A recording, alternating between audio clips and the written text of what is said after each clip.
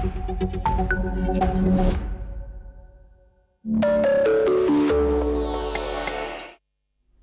and welcome to Deep Dive on NewsX World. I'm Kriti Mehta. We turn our focus now to the Caribbean, where life in Cuba is grinding to a halt under the weight of escalating US pressure. Fuel shortages, empty shelves, and limited medical supplies are now part of daily life. We dig into the history of the US embargo, the repeated interventions, and the humanitarian floodlight being shed on the island. From political pressure to economic blockades, we examine what Washington wants in return and who pays the price. Under intensified economic sanctions, Cubans are facing acute shortages, from fuel and medicines to food and basic supplies. Long queues for gas and limited public transport have become part of daily life. Hospitals struggle to operate as critical medical supplies dwindle, and tourism, a lifeline for the Cuban economy, has slowed dramatically.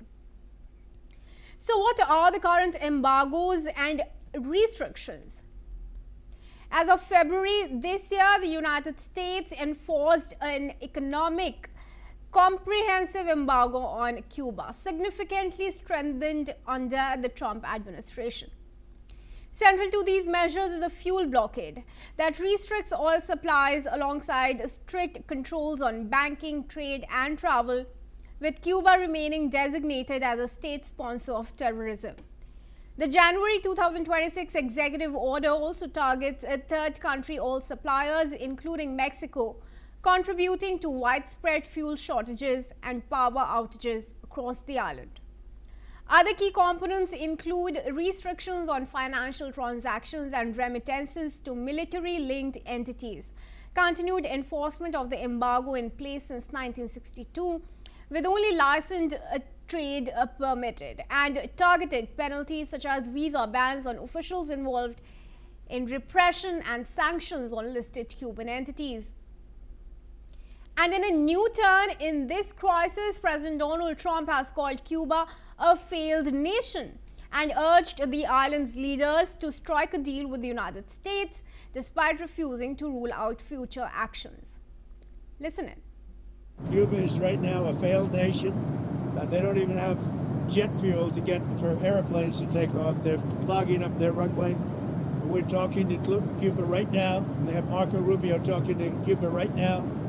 And they should absolutely make a deal because it's truly a humanitarian threat. We'll see how it all turns out, but Cuba and us, we are talking. In the meantime, there's an embargo. There's no oil, there's no money, there's no anything. If a deal isn't made, would you consider an operation like the one in Venezuela? I don't want to answer that. Why would I answer that? If I was, it wouldn't be a very tough operation, as you could figure. But I don't think that'll be necessary. But this is not new. The US embargo against Cuba dates back to 1960, shortly after Fidel Castro's revolution. The initial embargo was imposed in 1960 when the US restricted exports to Cuba following nationalization of American-owned properties under Fidel Castro. This marked the beginning of 6 decades of sanctions. In 1961, the Bay of Pigs invasion happened, where US-backed Cuban exiles trained by the CIA attempted to overthrow Castro. Then in 1962, the Cuban Missile Crisis took place. The US discovered Soviet nuclear missiles in Cuba. A naval blockade ensued, bringing the world to the brink of nuclear war. Between the 1970s and 1980s, sanctions were tightened. US extended restrictions on trade, financial transactions, and shipping. Multiple attempts were made to undermine the Cuban economy. In 1992, the US passed the Torricelli Act, prohibiting foreign subsidiaries of American companies from doing business with Cuba, deepening isolation. And then in 1996, the Helms-Burton Act was passed. Under the Act, sanctions hardened further, penalizing foreign companies investing in Cuba. As we entered the new century, we saw fluctuating engagement with the United States. While some administrations eased travel and remittance restrictions, the core embargo remained. US interventions continued indirectly through political and economic pressure. And now, within the last 5 years, recent US administrations have started targeting fuel imports, remittances, and tourism. And it makes us ask the hard question: why is the US doing this, and what does it expect in return? The primary goal is to force Havana to make political concessions, particularly in the areas of democracy, human rights, and economic liberalization.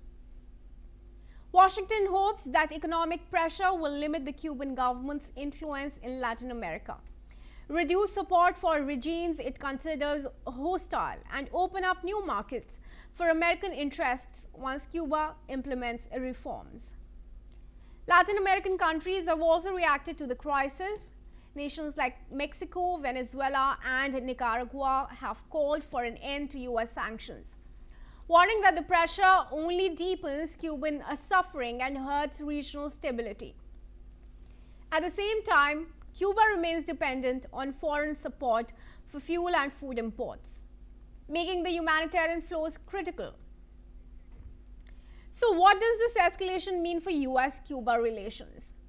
The blockade has lasted 6 decades, and despite periodic diplomatic engagement, the fundamental issues persist. The current sanctions are the strictest yet, raising the question: will this force political change or simply worsen the Cuban people's suffering? For the United States, it's also a signal to Latin America, a show of power designed to limit Cuba's regional influence.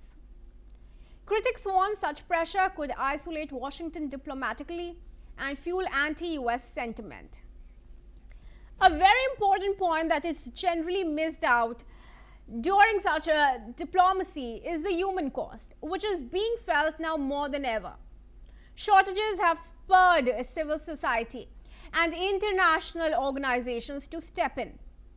An international humanitarian flotilla is heading to Cuba to deliver food, medicines, and essential supplies. Organizers say the mission, called the Nostra America Flotilla, seeks to break the economic siege and support Cuban communities hit by sanctions.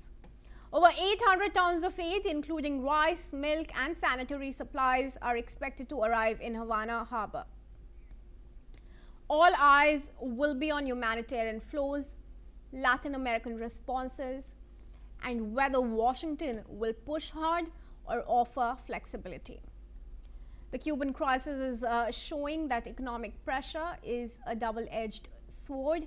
It may serve strategic goals, but also tests diplomacy and deepens humanitarian suffering.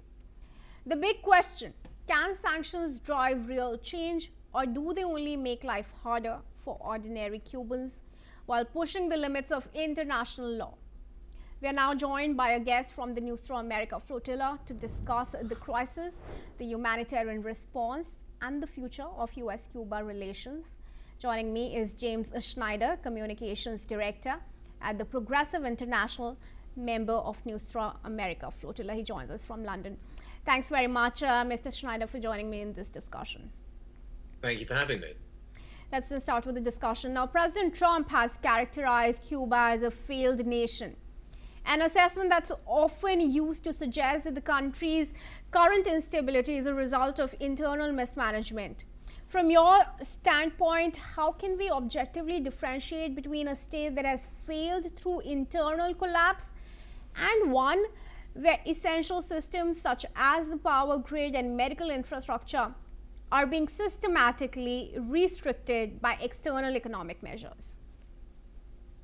Well, in this case, it's very easy to make the assessment, and the assessment is that it's the United States' total blockade. You can just listen to the words of Donald Trump, who no longer tries to hide the assault on the Cuban people. He says that what we're seeing is a humanitarian crisis driven by them, driven by the blockade, where there is no fuel, and in his words, no anything. This is clearly creating a huge crisis on the island, which means, and this crisis is measured in there not being enough electricity in hospitals, people going without light, the rubbish unable to be collected, creating big health problems, medicines unable to be imported. This is an effort to entirely strangle Cuba, which is an island only 90 miles away from the shores of the US. Right, Mr. Schneider, we're also seeing a maximum pressure campaign that exceeds even the 1960s embargo, specifically targeting the power grid to induce a total blackout. Now, if this strategy succeeds in bringing the island to a standstill, as diplomats in Havana are fearing, what is the plan for the morning after? Is there any evidence that these sanctions lead to the democracy that Washington claims to want, or do they simply create a permanent humanitarian vacuum in the Caribbean? Sanctions lead to death and destruction. You can see the evidence from a paper from last year from the well-regarded Lancet Medical Journal, which found over 30 million excess deaths caused by US and European unilateral sanctions against countries of the global south since 1970, around 500,000 a year in recent times. This is, you cannot squeeze a country without having terrible humanitarian effects. And there is no legitimate reason whatsoever for the US to be carrying out these illegal, unilateral, coercive measures. The reason why they have had sanctions, increasing sanctions and aggression against Cuba for more than 60 years is because, first of all, the Cuban people had a revolution which overthrew a US-backed dictator and kicked out a load of gangsters and nationalized for the Cuban people its own resources, and then pursued an entirely different approach, one that emphasized social advance, health, and education.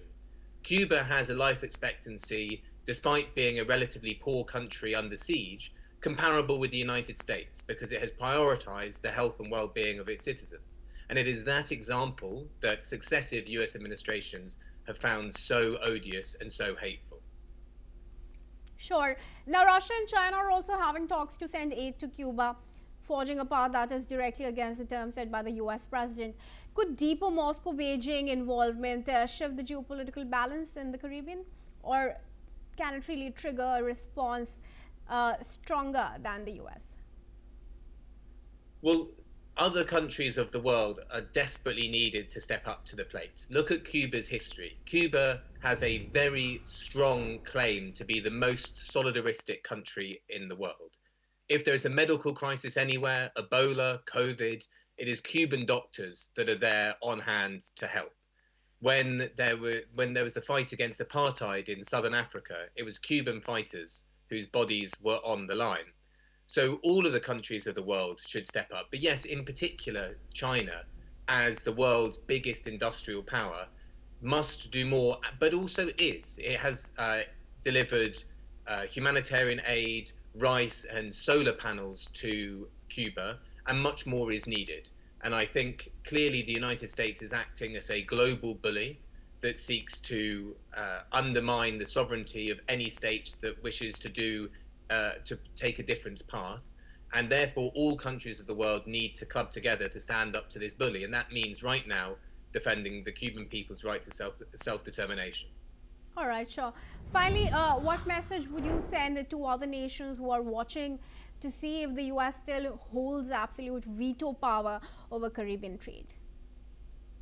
Every single year, there is a UN General Assembly resolution about the blockade of Cuba.